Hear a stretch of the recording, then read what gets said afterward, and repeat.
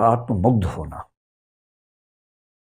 होता है। छोटे बच्चों में टेंडेंसी ज़्यादा दिखती है क्योंकि छोटे बच्चे ईगोसेंट्रिक होते हैं। ईगोसेंट्रिक का मतलब दुनिया के सेंटर में खुद को रख के जीवन को देखते हैं। एक शब्द आपने सुना होगा जिसको बोलते हैं सेल्फ कॉन्फिडेंस। और आप ये भी जानते हैं कि हर पेरेंट्स चाहते हैं कि उनके बच्चों में आत्मविश्वास होना चाहिए। ठीक भी है, आत्मविश्वास होना भी चाहिए। कई बार ये समझ नहीं आता कि आत्मविश्वास की रेखा कहाँ खत्म होती है और आत्ममुग्धता कहाँ से शुरू हो जाती है। जैसे कुछ लोग कहते हैं कि दोस्ती और प्यार के बीच की रेखा बहुत पतली होती है, पता नहीं चलता कब आप उछल के वहां पहुंच जाते हैं। ऐसी प्रतिस्पर्धा और दुश्मनी, कंपटीशन और राइवलरी के बीच की रेखा बहुत पतली होती है। ऐसे ही धर्म और सांप्रदायिकता के बीच की रेखा बहुत पतली है। आप कब तक धार्मिक थे, कब सांप्रदायिक हो गए, पता नहीं चलता है। ठीक ऐसे ही आत्मविश्वास से भरे होना और आत्ममुग्ध हो जाना, इसके बीच की रेखा भी बहुत पतली है, पर रेखा है।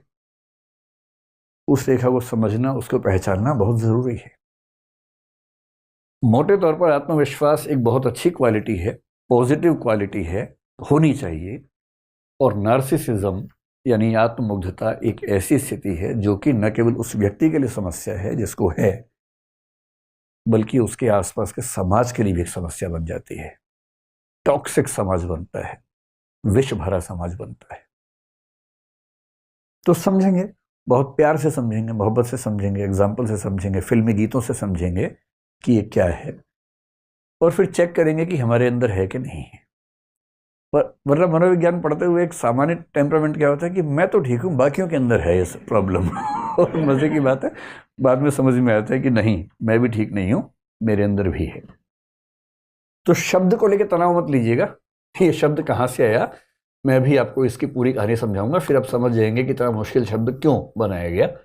इसके पीछे कहानी है, रोचक कहानी है। उसमें आने से पहले पिछले 30-40 साल में दुनिया भर में, विशेष रूप से पश्चिम में, देखा गया है कि नार्सिसिज्म यानी आत्ममुग्धता की टेंडेंसी बहुत बढ़ी है। ऐसे सर्वे हुए, और मैं हवाई बात करने से बचता हूं, मैं तो जो मेडिकल साइंस के सर्वेज हैं, साइकोलॉजी की एसोसिएशन के सर्वेज हैं, उनके बेस से बात करता हूं।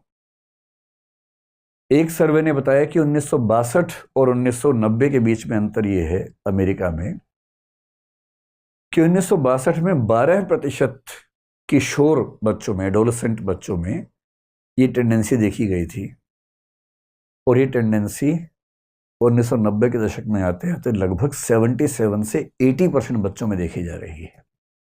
12% से 80% की बात कर रहा हूं मैं, 1-2% की बात नहीं कर रहा हूं। तो एक बड़ी समस्या तो है।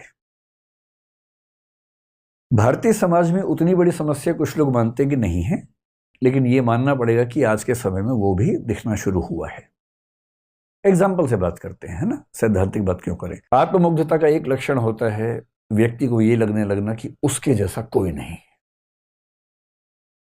मैं इतनी सुंदर हूं, मैं क्या करूं क्या करूं। अब आप रिलेट कर पा रहे हैं?